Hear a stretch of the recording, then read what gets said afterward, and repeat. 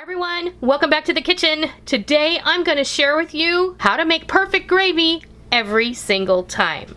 Let's go see how this all comes together.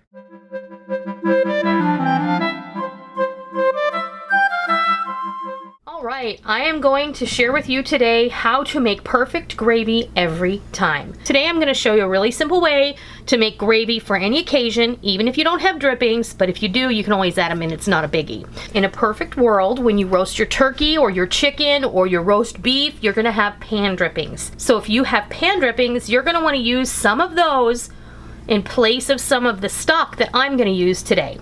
So I have a quart of chicken stock, 4 tablespoons of butter, 4 tablespoons of all-purpose flour. This is going to make a roux, salt and pepper, poultry seasoning. Because we're having this with chicken tonight. If you were going to have this with roast beef, you could use steak seasoning, you could use, just a regular all-purpose seasoning, or you could use poultry seasoning. It's going to make it great anyway. And if you were using roast beef, you would use the pan drippings from the beef as well as beef stock. So I'm going to go ahead and bring the pan over, and we're going to start making perfect gravy. Alright, I went ahead and I melted my butter, and we're making a basic roux here. So 4 tablespoons of butter, 4 tablespoons of flour go into the pan. Get your whisk in here and start combining those really, really well.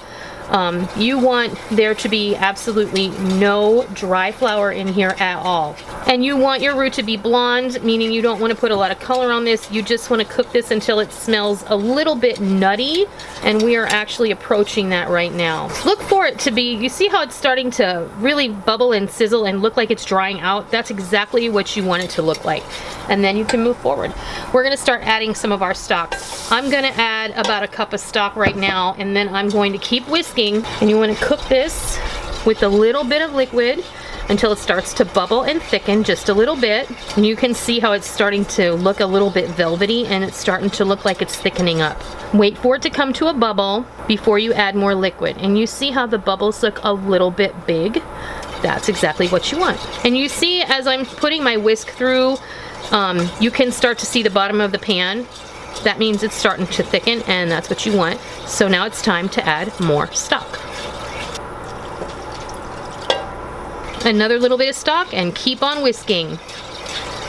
When this gets thick again, we're going to add the rest of the stock, and then we're going to season it. Okay, I said I cooked a chicken today, so I went ahead and I took out of the pan some of the drippings, and I'm just going to add them into this gravy right now before I add any more stock. And you want to bring this back up to a bubble.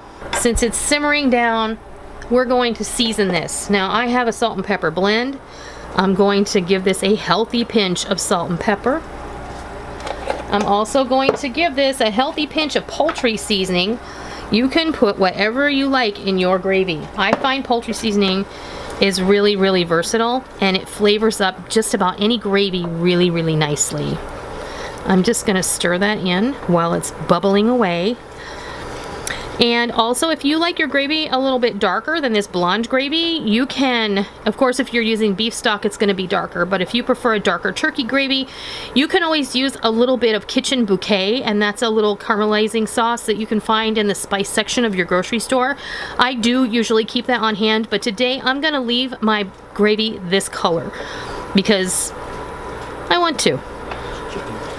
Yeah, it looks like chicken gravy because it's chicken gravy. Okay, our gravy is finished. You can see it's bubbling away, and when I pull my spoon through, you can kind of see the bottom of the pan, and that's what you want. That means there's a little bit of body to it, and it's perfectly delicious. I am going to taste this though. The way you can tell if your gravy is done, you see how it's clinging to the back of the spoon? Run your finger through it. When it doesn't come back together, that means you have what's called a nappe, and your sauce is done. That's good gravy. That's really good gravy. I'm going to go ahead and put this in a gravy boat, and I'll be right back. I sliced up some of the chicken that we're going to have for dinner, and I prepared a plate just so that you could have an example of what the gravy looks like and how thick it is. It's just really enveloping and coating the meat. You don't want your gravy to be gloppy, and you don't want it to be like super thick. But that is a personal preference, and if you like your gravy a little thicker, then you should add more roux and less liquid. It's really just about ratios. And as far as the seasonings and the stock go, that's all up to you. What are you making? Make it go according to the main dish that you're serving.